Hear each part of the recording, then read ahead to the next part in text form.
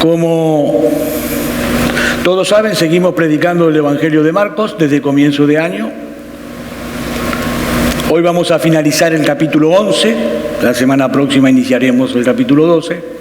Entonces vamos a ver hoy Marcos capítulo 11, versículo 27 al 33. Dice así la palabra de Dios, va a aparecer en esa pantalla.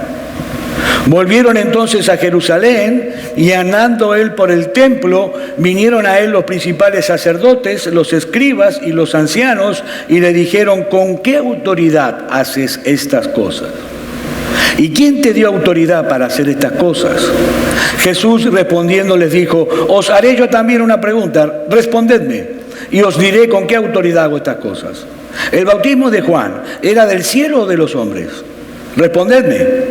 Entonces ellos discutían entre sí diciendo: si decimos del cielo, dirá: ¿por qué pues no le creísteis? Y si decimos de los hombres, pero temían al pueblo, pues todos tenían a Juan como un verdadero profeta. Así que respondiendo dijeron a Jesús: no sabemos. Entonces respondiendo Jesús le dijo: tampoco yo os digo con qué autoridad hago estas cosas. Es palabra de Dios. Como ya dijimos o venimos diciendo hace varios domingos, hermanos, ya estamos entrando en la etapa final del ministerio terrenal del Señor Jesucristo. Son los últimos días. Estamos en martes, el viernes Él fue crucificado. Y toda esa tensión que se había ido acumulando a lo largo de estos años con los líderes religiosos de Israel estaba a punto de estallar. Esa tensión ya había llegado a su clímax, a lo máximo. Y la gota que rebasó el vaso fue la purificación del templo que Jesús hizo el día anterior. ¿Recuerdan?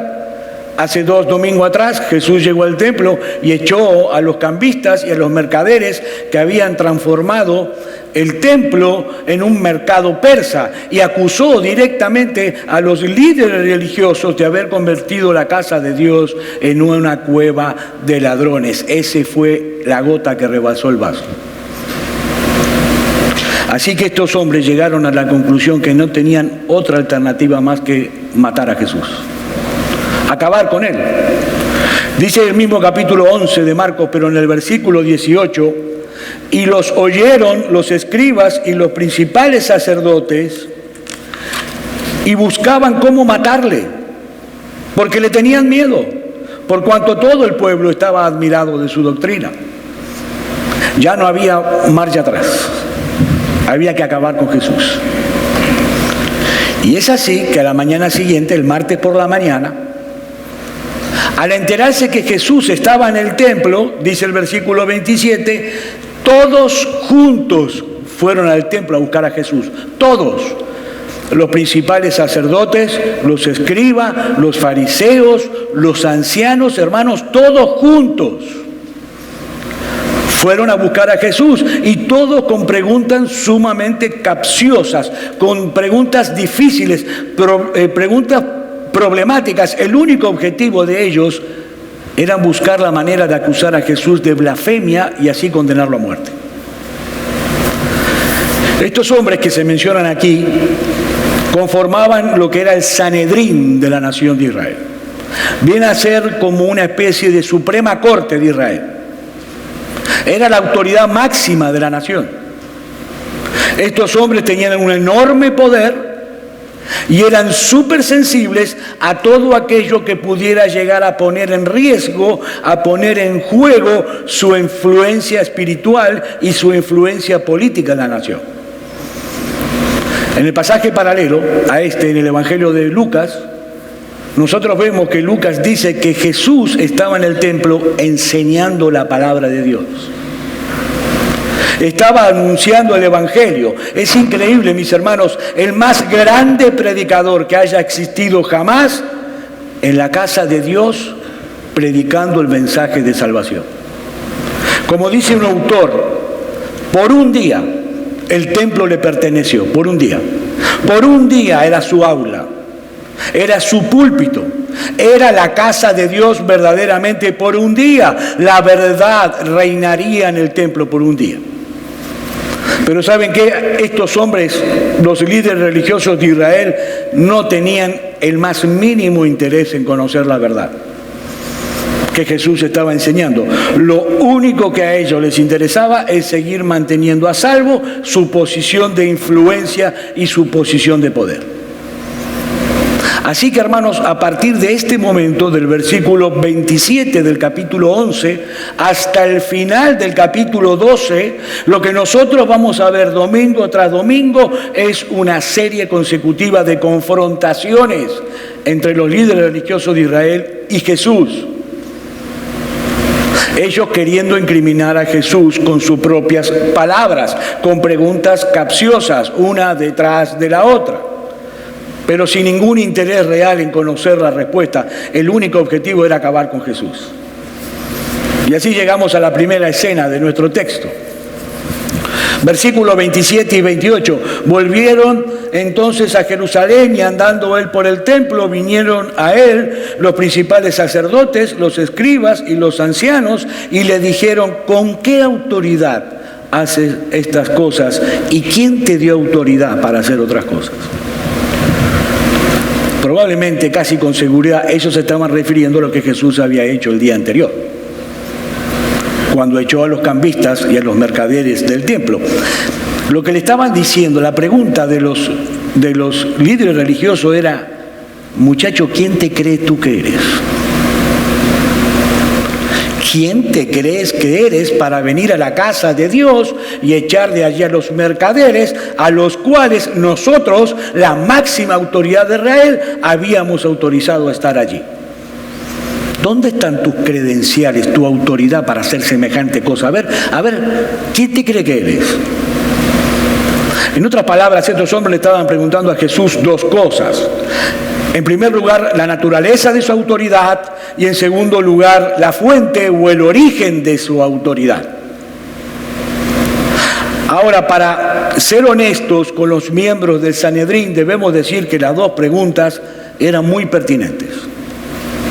Eran dos buenas preguntas de parte de esta gente. De hecho, cuando alguien se enfrenta con la persona de Jesús y observa con atención todo lo que él hacía, todo lo que él decía, tarde o temprano deberá hacerse la misma pregunta a sí mismo: ¿quién es Jesús? ¿De dónde es su autoridad?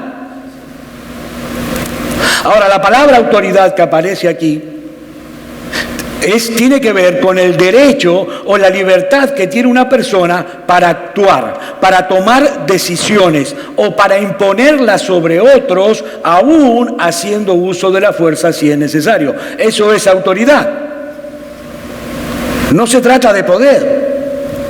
Ellos aquí no están preguntando a Jesús con qué poder lo hacía. Eso no les preocupaba. Se trata de derecho, de autoridad. ¿Quién te autorizó a hacer eso? Y mis hermanos, debemos concluir nosotros que hemos estudiado los evangelios y la Biblia, que Jesús tenía las dos cosas. Tenía todo el poder y tenía toda la autoridad, y en un grado superlativo. Es más que evidente durante todo su ministerio que nunca ha habido ni habrá jamás una persona con tanta autoridad como Jesús. Porque Él es Dios. Él es Dios. Él es la segunda persona de la Trinidad que se hizo hombre. Eso es evidente a lo largo de las Escrituras. Mire, mis hermanos, cuando Jesús hablaba, lo hacía con autoridad. Dice Mateo capítulo 7, versículos 28 y 29, y cuando terminó Jesús estas palabras, la gente se admiraba de su doctrina. ¿Por qué? Porque les enseñaba como quien tiene autoridad y no como los escribas. Es decir, los escribas enseñaban citando al rabino al rabino otro, al otro rabino. Jesús no. Él no citaba a nadie.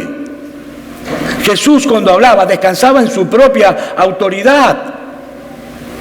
Nosotros podemos encontrar en los evangelios 75 veces en la que Jesús introducía su enseñanza con esta frase: en verdad yo os digo. No fulano o mengano, yo os digo. Y en muchas ocasiones Él corregía las malas interpretaciones de la Escritura que tenían estos supuestos expertos en la ley de Dios, diciendo lo siguiente: oísteis que fue dicho, pero yo os digo. Es decir, a ustedes le enseñaron de esta manera, pero yo os digo otra cosa diferente. Jesús no solamente reclamaba tener la interpretación definitiva de la Biblia, sino que en una ocasión a los discípulos Él les dijo en Juan capítulo 14, versículo 6, que Él era la verdad encarnada. Yo soy el camino y la verdad y la vida. Nadie viene al Padre sino por mí. Jesús está diciendo aquí no que Él era un maestro de la verdad, o que Él era una fuente confiable de la verdad, o que Él podía llegar a llevarnos a la verdad. No. Él está diciendo que Él es la verdad absoluta. Es decir, todo el que está de acuerdo conmigo está en la verdad, y el que no está de acuerdo conmigo está en el error, está equivocado. Jesús hablaba con autoridad. Siempre. Y de paso, para aquellos que son creyentes esta mañana entre nosotros, ¿saben lo que distingue a un verdadero creyente a uno que no lo es? Que el verdadero creyente inmediatamente reconoce esa autoridad sin dudarlo y se somete a ella. Esa es la diferencia. Pero Jesús no solamente hablaba con autoridad, como veíamos hoy en la escuela dominical. Jesús tenía autoridad para perdonar pecados. ¿Recuerdan en Marcos capítulo 2?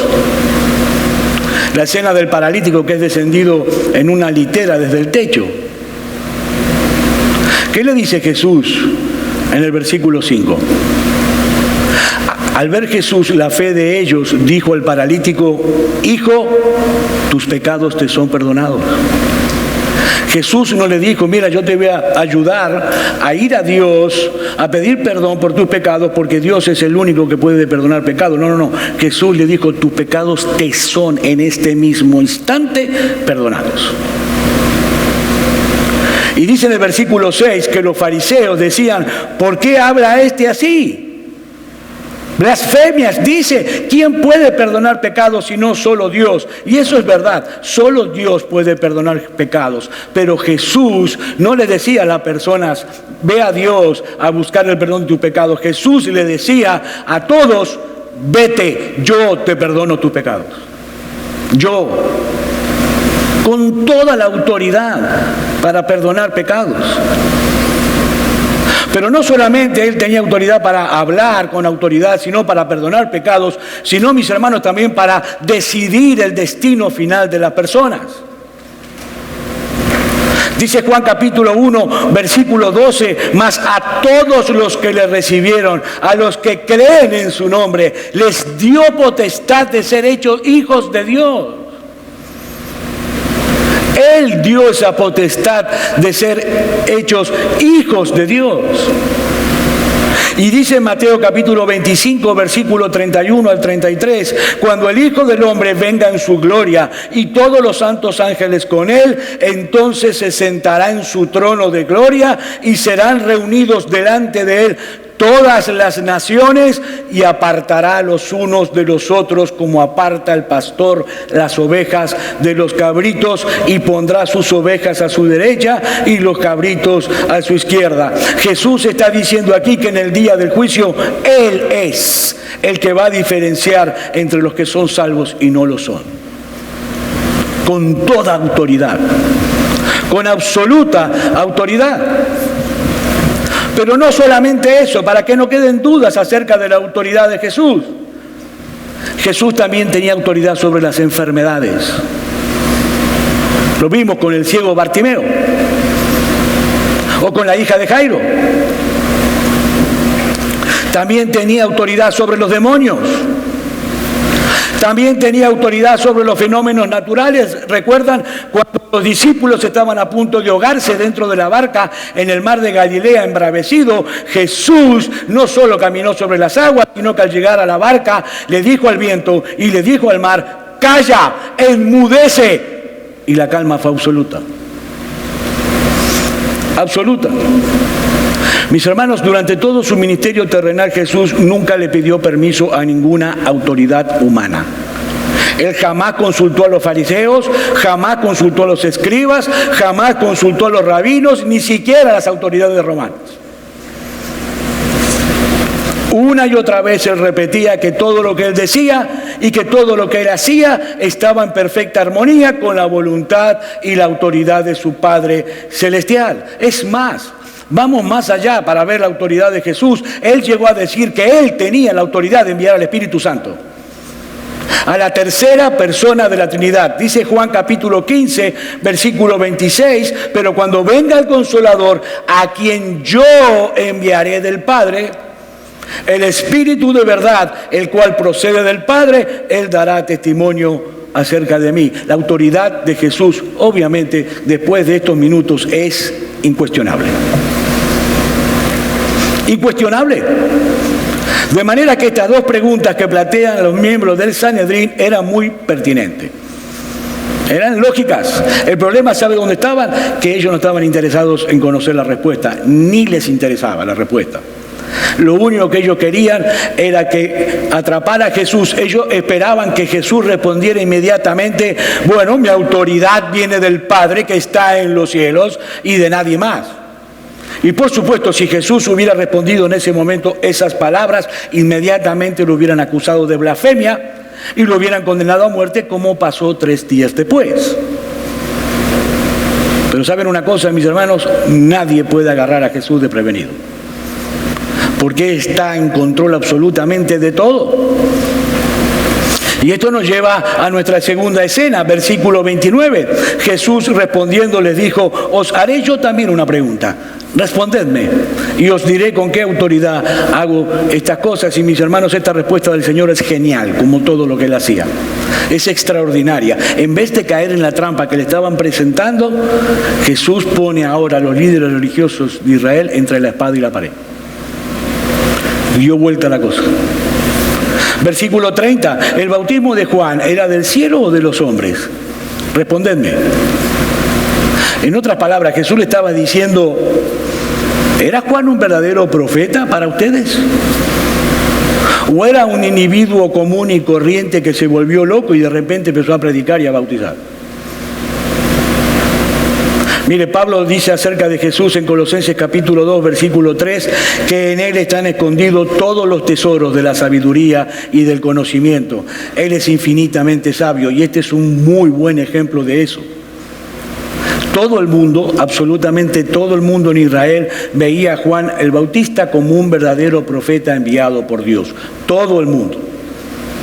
Pero el mismo Juan se había encargado de aclarar en varias oportunidades que su tarea, su labor, era preparar el camino para el Mesías que habría de venir. Dice Mateo capítulo 3, versículo 11: yo a la verdad os bautizo en agua para arrepentimiento, pero el que viene tras de mí, cuyo calzado yo no soy digno de llevar, es más poderoso que yo. Él os bautizará en Espíritu Santo y fuego. Y al otro día de esto, cuando estaba bautizando en el río Jordán, al ver llegar a Jesús, Juan el Bautista dice en Juan capítulo 1, versículos 29 y 30, he aquí el Cordero de Dios que quita el pecado del mundo. Este es aquel de quien yo dije: después de mí viene un varón, el cual es antes de mí porque era primero que yo. De manera, mis hermanos, que el ministerio de Juan el Bautista iba de la mano con el ministerio del Mesías prometido, con el ministerio de Jesús. No se podía aceptar a Juan como un verdadero profeta que vino de Dios y rechazar al mismo tiempo a Jesús como el Mesías. Era imposible, era un paquete que lo incluía todo. De manera que Jesús no está evadiendo aquí la pregunta de los fariseos, no. En una forma indirecta, Él le estaba respondiendo su pregunta.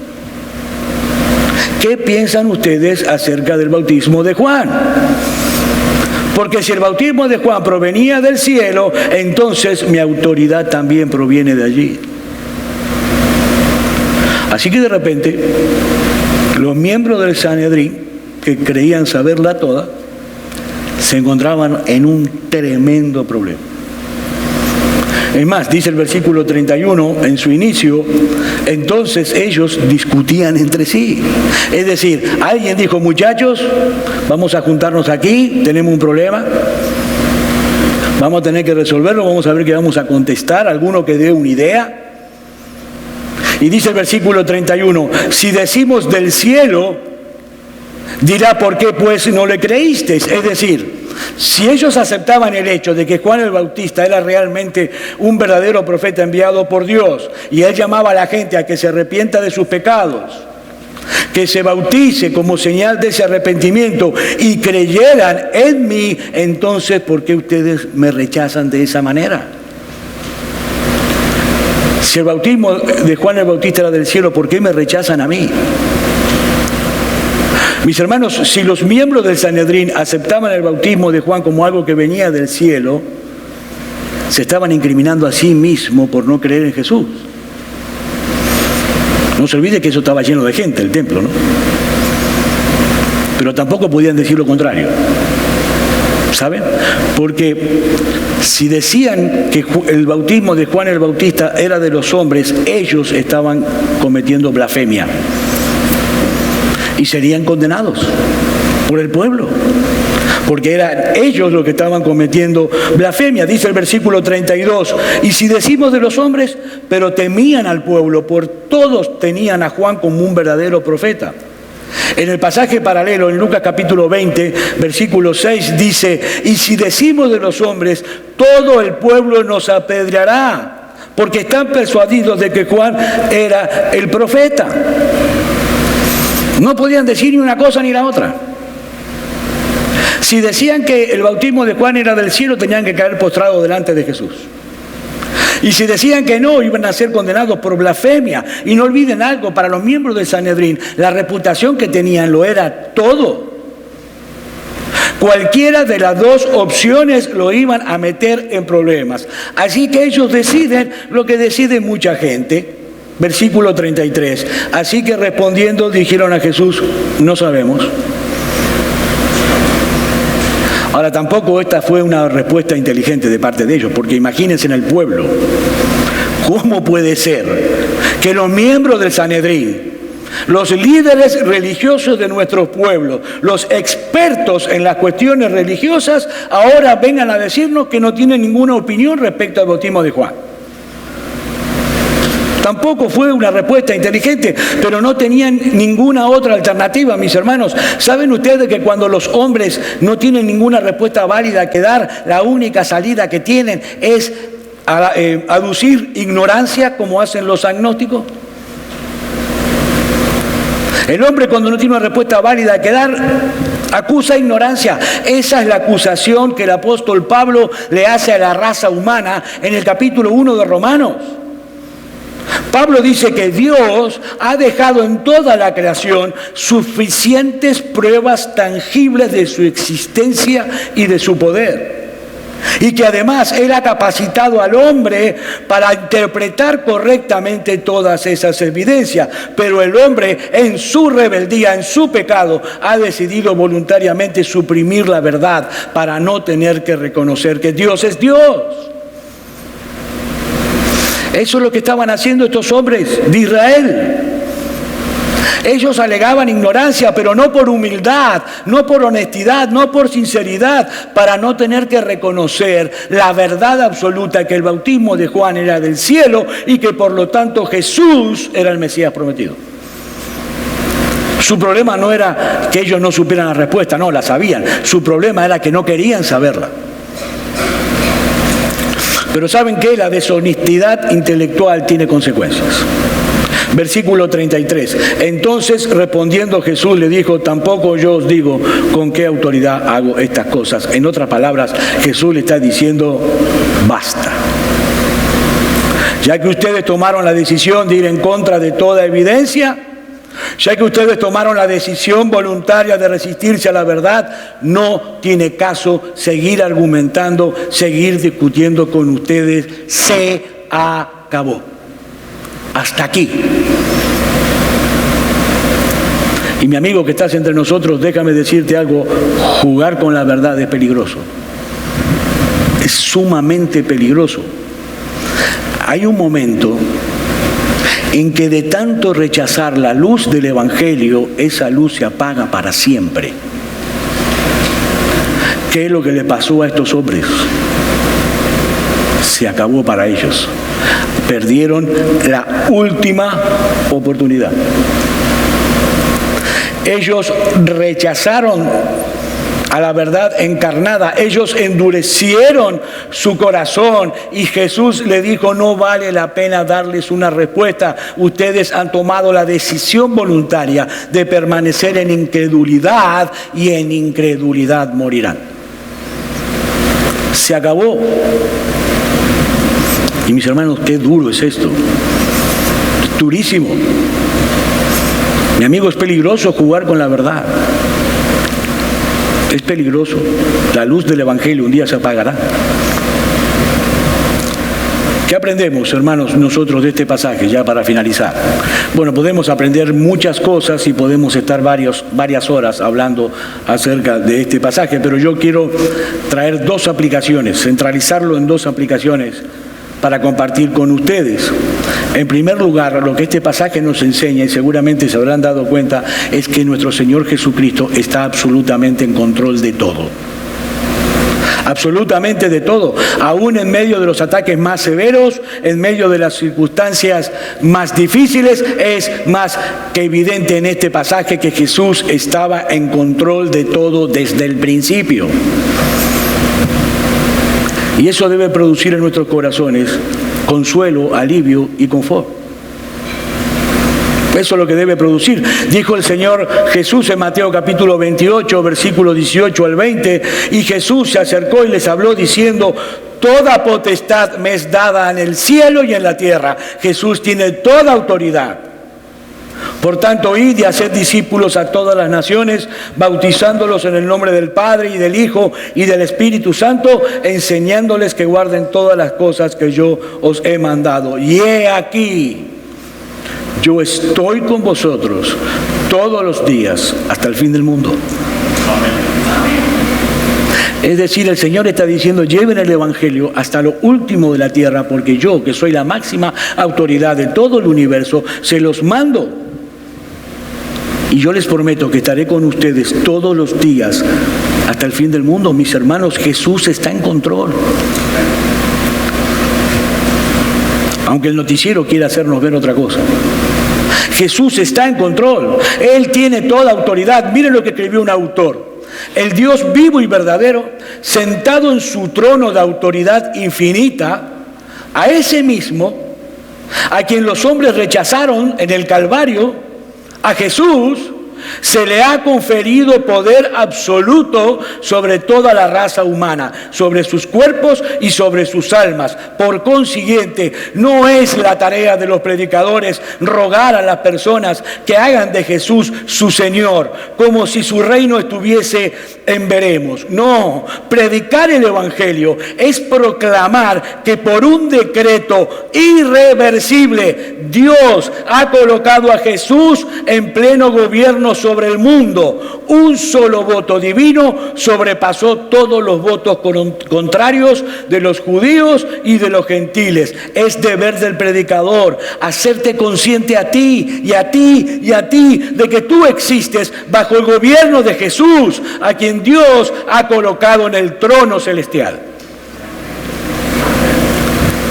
Y mi amigo, créeme, oponerse como el mundo se opone a ese rey no pone en absoluto en riesgo su reino, porque Dios ya lo decretó. Dios ya lo hizo, pero sí quiero hacerte saber que oponerse a ese rey pone en riesgo tu bienestar hoy y tu destino eterno también. Porque ¿sabes por qué, mi amigo? Porque ese decreto emitido por Dios también contempla que todos los enemigos de Cristo serán puestos por estrado de sus pies.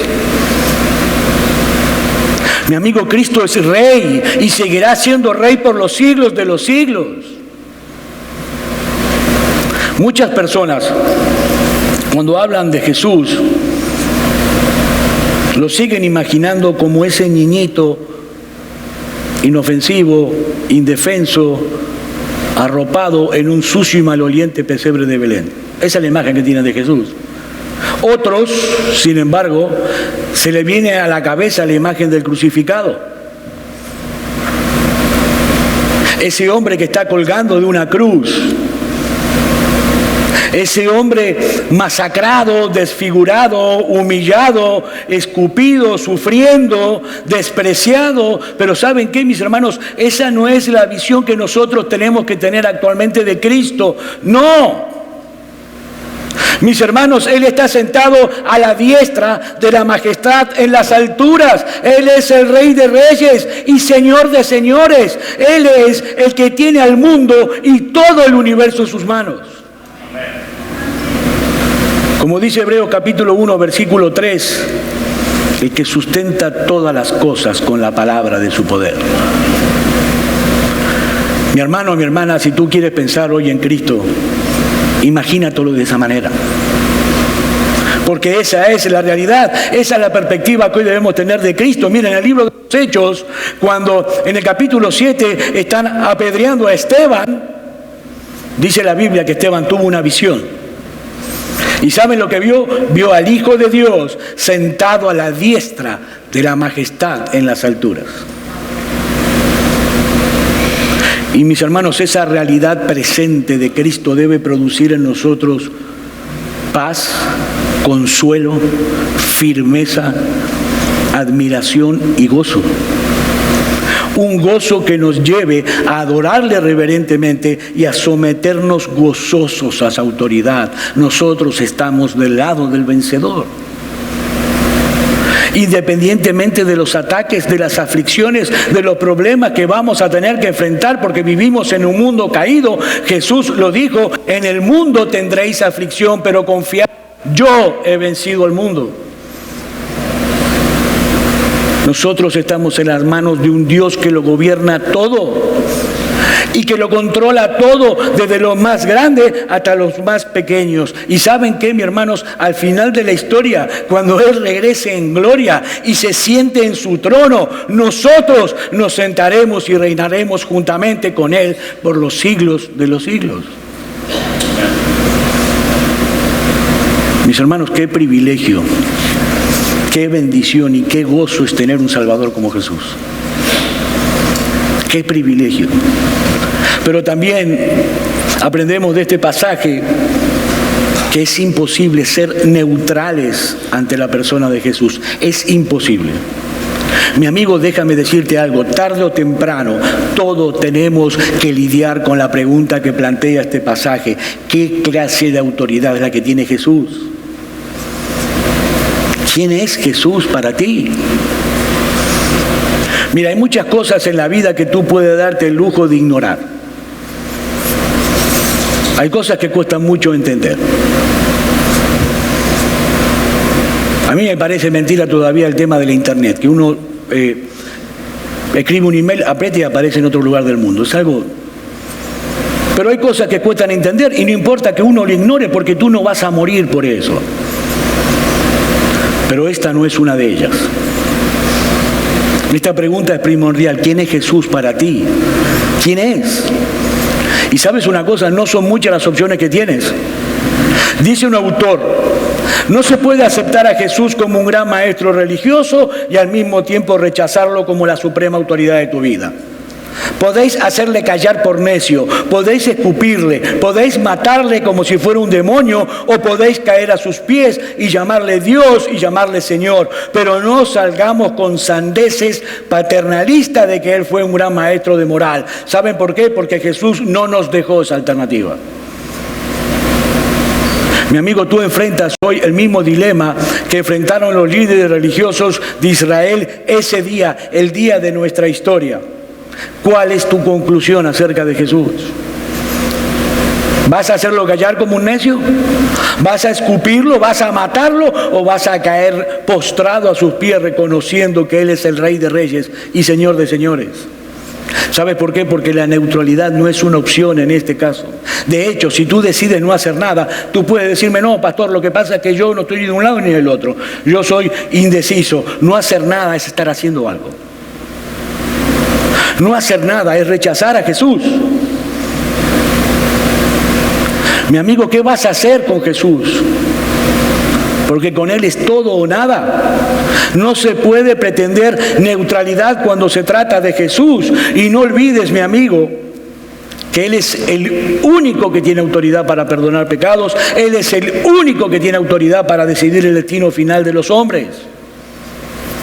Dijo el Señor Jesús en Juan capítulo 5, versículo 21 al 24, porque como el Padre levanta a los muertos y le da vida, así también el Hijo a los que quiere da vida. Porque el Padre a nadie juzga, sino que todo juicio lo dio al Hijo, para que todos honren al Hijo como honran al Padre. El que no honra al Hijo, no honra al Padre que lo envió. De cierto os digo, el que oye mi palabra y cree al que me envió, tiene vida eterna y no vendrá condenación, mas ha pasado de muerte a vida. Mi amigo, ese es Jesús.